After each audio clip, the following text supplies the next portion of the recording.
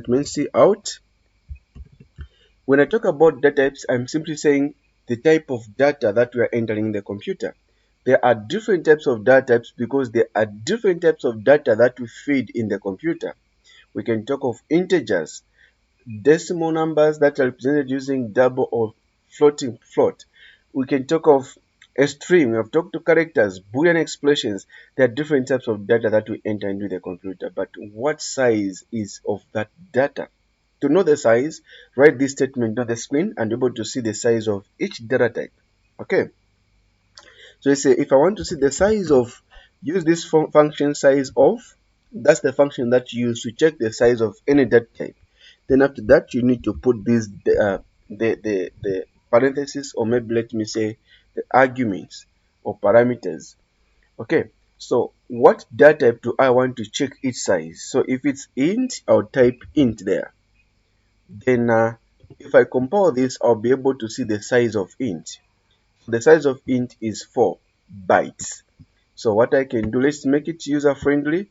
So here now, if I want to make it user friendly, I want to communicate to someone who'll be reading to say, okay, because if I just print out here and you see 4, someone might be confused. What are they talking about? What is this 4 for? Okay, so to make this, to communicate to the person who'll be seeing this, then I can simply say, I can use the double quotes now and say the size of int is, then I have this statement now. I have this function to print the size of int. Then after that, I can also put this statement. I can add the bytes, because this is measured in bytes. Okay, so it will be like 4 bytes. Okay, the size of int is 4 bytes. Such kind of, that's what I want. Then after that, I can as well put, I can break the line, end line. I talked about that in the previous video. So if I compile this program now, I'll have a full statement that will be user friendly. The size of int is 4 bytes printed on the screen. So what about other types of data types? Other data types, I'm just copying this statement. Let me paste the list. Okay, I have those different types of data types now there. I want to check how do I achieve this using other data types. Okay,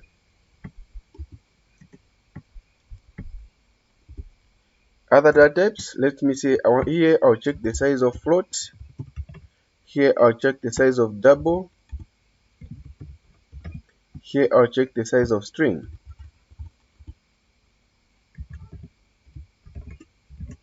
Okay, now this function gives us the size of each data type that I'm using. So here I'll pass float, and here I'll pass double, because I'm checking the size of double. Here I'm passing string.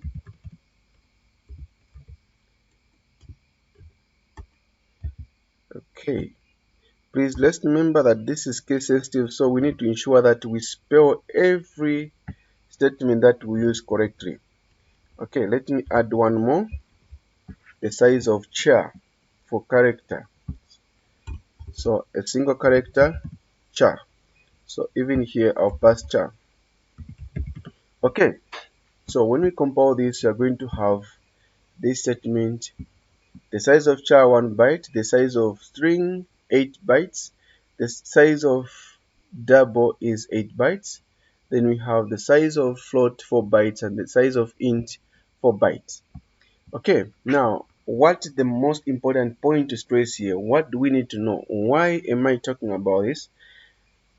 This is the most important thing that we need to note, that this statement that I've written in double quotes, they are being printed on the console. But this word size of, the function size of, is not in double quotes. So why am I not putting this function in double quotes? The reason is I want to access whatever value that this function call is giving unto us, or what value this function has. Okay, that's what I want to access. In that case, I want to access the number that will be stored in this statement size of this function. What value does it have? That's what I want to print out on the screen, and not the word size of. If I put this word size of in the double quotes, then I'll print the statement the same word size of. But if I want to access what is in that function size of, then I have to write it that way without the double quotes. Then another thing that you need to notice is that this size of is not a user-defined function. It is a predefined function or built-in function. It comes with a compiler. You just have to call it, and then you'll be able to use it in your program. So this is another way of printing statement on the screen.